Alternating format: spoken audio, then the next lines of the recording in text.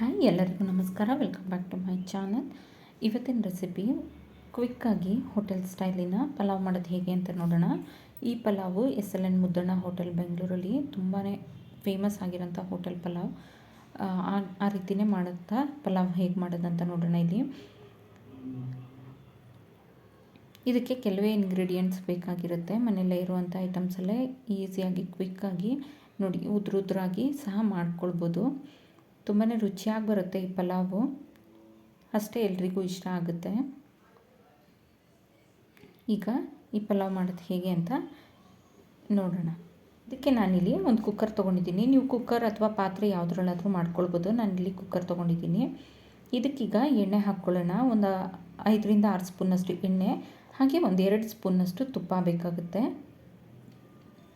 ಎಣ್ಣೆ ಮತ್ತು ತುಪ್ಪ ಕರೆಕ್ಟಾಗಿತ್ತು ಅಂತಂದರೆ ತಳ ಹತ್ತೋದು ಆಗಲಿ ಅಥವಾ ತುಂಬಾ ಡ್ರೈ ಆಗಿ ಆಗೋದಾದ್ರೆ ರೈಸ್ ಆಗೋದಿಲ್ಲ. ನಾನಿಲ್ಲಿ 1.5 ಕಪ್ಪಷ್ಟು ಅಕ್ಕಿನ ತೊಗೊಂಡಿದ್ದೀನಿ. ಅದರ ಅಳತೆಗೆ ಇಲ್ಲಿ ಮಾಡ್ತಾ ಇರೋದು. ಈಗ ಒಂದು ಪಲಾವ್ ಎಲೆ, ಹಾಗೆ ಚಕ್ಕೆ, ಲವಂಗ, ಏಲಕ್ಕಿ, ಕಸೂರಿ ಮೇಥಿ ಮತ್ತು ಸ್ಟಾರ್ ಹೂವು, ಮೊಗ್ಗು ಇದಿಷ್ಟನ್ನು ತೊಗೊಂಡಿದ್ದೀನಿ ನಾನು. ಇದಿಷ್ಟನ್ನು ತೊಗೊಂಡು ಸ್ವಲ್ಪ ಎಣ್ಣೆ ಮತ್ತು ತುಪ್ಪದಲ್ಲಿ ಫ್ರೈ ಮಾಡ್ಕೊಳ್ಬೇಕು. ನಂತರ ಇಲ್ಲಿ ಒಂದು ಈರುಳ್ಳಿನ ಸಣ್ಣಕ್ಕೆ ಉದ್ದಕ್ಕೆ ಹೆಚ್ಚಿಟ್ಕೊಂಡಿದ್ದೀನಿ. ಆ ಈರುಳ್ಳಿನೂ ಸಹ ಹಾಕಿ ಚೆನ್ನಾಗಿ ಫ್ರೈ ಮಾಡ್ಕೊಳ್ಳೋಣ. ಈ ಪಲಾವ್ಗೆ ಮಸಾಲೆ ಮಾಡ್ಕೊಳ್ಬೇಕು. ಆ ಮಸಾಲೆನೇ ಈ ಪಲಾವ್ಗೆ ಟೇಸ್ಟಿಯಾಗಿ ಬರುವಂಥದ್ದು. ನಿಮಗೆ ಎಕ್ಸಾಕ್ಟ್ ಅದೇ ಹೋಟೆಲಿನ ಪಲಾವ್ ಥರನೇ ಆಗುತ್ತೆ. ತುಂಬಾ ರುಚಿಯಾಗುತ್ತೆ. ಮಿಸ್ ಮಾಡಬೇಡಿ, ವಿಡಿಯೋ ಪೂರ್ತಿ ನೋಡಿ. ಹಾಗೆ ಯಾರೆಲ್ಲ ಸಬ್ಸ್ಕ್ರೈಬ್ ಮಾಡಿಲ್ಲ ಪ್ಲೀಸ್ ಸಬ್ಸ್ಕ್ರೈಬ್ ಮಾಡ್ಕೊಳ್ಳಿ. ಈಗಿಲ್ಲಿ ಈರುಳ್ಳಿನ ಚೆನ್ನಾಗಿ ಫ್ರೈ ಮಾಡ್ಕೊಳ್ಬೇಕು. ನಂತರ ಈ ಪಲಾವ್ಗೆ ಹೋಟೆಲ್ನಲ್ಲಿ ತರಕಾರಿಗಳು ಕಡಿಮೆನೇ ಬಳಸ್ತಾರೆ. ನಿಮಗೆ ಮನೇಲಿ ಅವಶ್ಯಕತೆ ಎಷ್ಟಿದೆ ಅಷ್ಟು ತರಕಾರಿ ಹಾಕ್ಕೊಳ್ಳಿ. ನೀವು ಈ ತರಕಾರಿ ಬದಲಿಗೆ ಹಸಿ ಕಾಳು ಸಹ ಹಾಕ್ಕೊಂಡು ಮಾಡ್ಕೊಳ್ಬೋದು, ಅಥವಾ ವಾಂಗಿಭಾತ್ ಬದನೆಕಾಯಿ ಬರುತ್ತಲ್ಲ, ಮೈಸೂರು ಬದನೆಕಾಯಿ, ಅದನ್ನಾದರೂ ಹಾಕಿ ಮಾಡ್ಕೊಳ್ಬೋದು. ಇಲ್ಲಿ ನಾನು ಕ್ಯಾರೆಟು, ಬೀನ್ಸು ಮತ್ತು ನವಿಲುಕೋಸು ಮತ್ತು ಬಟಾಣಿ ಇದಿಷ್ಟನ್ನು ಹಾಕಿ ಫ್ರೈ ಮಾಡ್ಕೊಳ್ತಾ ಇದ್ದೀನಿ ನಾನು. ಇದಿಷ್ಟನ್ನು ಹಾಕಿ ಸ್ವಲ್ಪನೇ ಒಂದು 2 ನಿಮಿಷ ಅಷ್ಟು ಫ್ರೈ ಮಾಡಿಕೊಂಡ್ರೆ ಸಾಕು. ಸ್ವಲ್ಪ ಅರಿಶಿನ ಪುಡಿ ಸೇರಿಸ್ಕೊಳ್ತಾ ಇದ್ದೀನಿ. ಅರಿಶಿನ ಹಾಕೋದ್ರಿಂದ ಕಲರ್ ತುಂಬ ಚೆನ್ನಾಗಿ ಬರುತ್ತೆ ಪಲಾವ್ದು. ಸ್ವಲ್ಪ ಅರಿಶಿನ ಸೇರಿಸ್ಕೊಳ್ಬೇಕಾಗುತ್ತೆ. ಈಗ ಈ ಪಲಾವ್ಗೆ ಬೇಕಾಗಿರೋಂಥ ಇಂಪಾರ್ಟೆಂಟ್ ಆದಂಥ ಮಸಾಲೆ ಹೇಗೆ ಮಾಡ್ಕೊಳ್ಳೋದಂತ ನೋಡೋಣ. ಇದೇ ಒಂದು ಸೀಕ್ರೆಟ್ ಇಂಗ್ರೀಡಿಯೆಂಟ್ ಅಂತಲೇ ಹೇಳ್ಬೋದು. ನೋಡಿ, ಇಲ್ಲಿ ಮಿಕ್ಸರ್ ಜಾರ್ ತೊಗೊಂಡಿದ್ದೀನಿ. ಮಿಕ್ಸರ್ ಜಾರಿಗೆ 1 ಇಡಿಯಷ್ಟು ನಾನು ಕಾಯನ್ನು ಹಾಕ್ಕೊಳ್ತಾ ಇದ್ದೀನಿ. 3ರಿಂದ 4 ಜನಕ್ಕೆ ಮಾಡೋದಾದರೆ 4 ಜನಕ್ಕೆ 1 ಇಡಿಯಷ್ಟು ಕಾಯಿ ಹಾಕ್ಕೊಂಡ್ರೆ ಸಾಕಾಗುತ್ತೆ.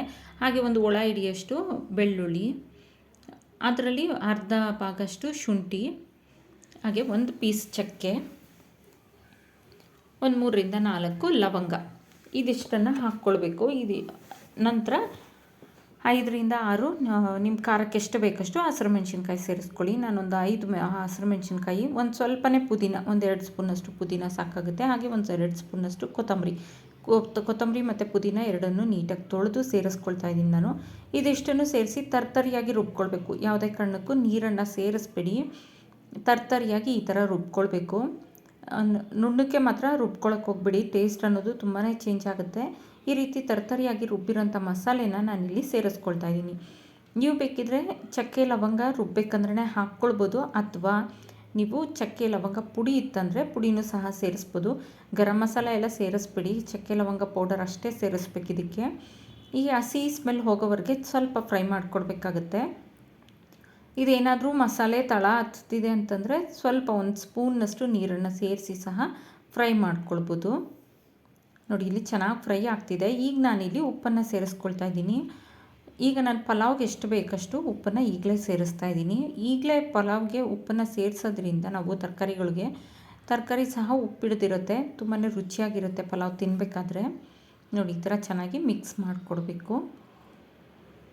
ನಂತರ ಇದಕ್ಕೆ ನಾನು 1 ಟೊಮೆಟೊನ ಹಾಕ್ಕೊಳ್ತಾ ಇದ್ದೀನಿ. ಇದು ತರಕಾರಿ ಎಲ್ಲ ಒಂದು ಅರ್ಧದಷ್ಟು ಬೆಂದಿದೆ ಆದ ನಂತರ ಟೊಮೆಟೊ ಸೇರಿಸ್ಕೊಳ್ಳಿ. ತುಂಬ ಬೇಗನೆ ಟೊಮೆಟೊನೂ ಸಹ ಸೇರಿಸ್ಬಿಡಿ. ಟೊಮೆಟೊ ಬೇಗನೆ ಸೇರಿಸೋದ್ರಿಂದ ಸ್ಮ್ಯಾಶ್ ಆಗಿಬಿಡುತ್ತೆ, ಅಷ್ಟು ಚೆನ್ನಾಗಿರೋದಿಲ್ಲ. ಹುಳಿಯ ಅಂಶ ಎಲ್ಲ ತುಂಬಾ ರಿಲೀಸ್ ಆಗುತ್ತೆ.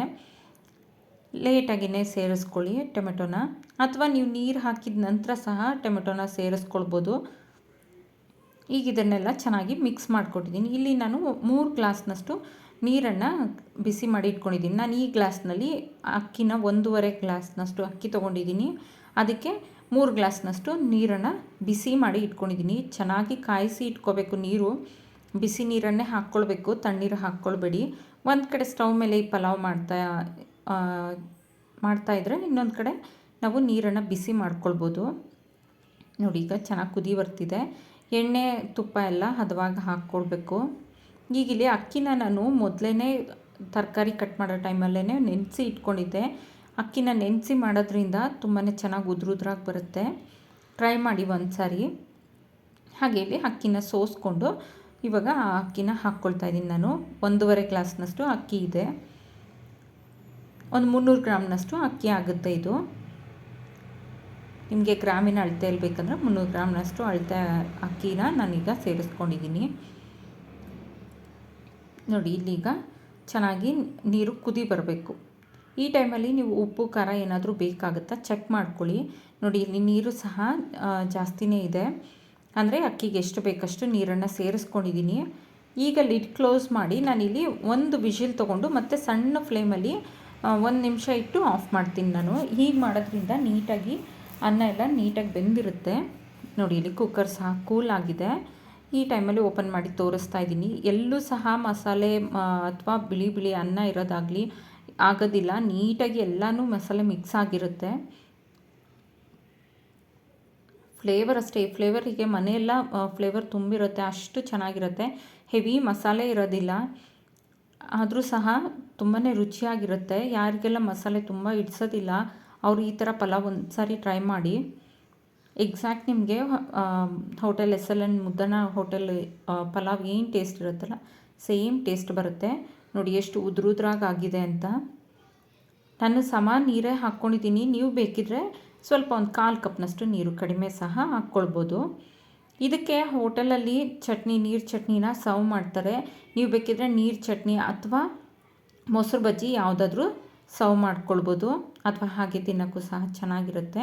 ಈ ವಿಡಿಯೋ ಇಷ್ಟ ಆದಲ್ಲಿ ಲೈಕ್, ಶೇರ್, ಸಬ್ಸ್ಕ್ರೈಬ್ ಮಾಡಿ.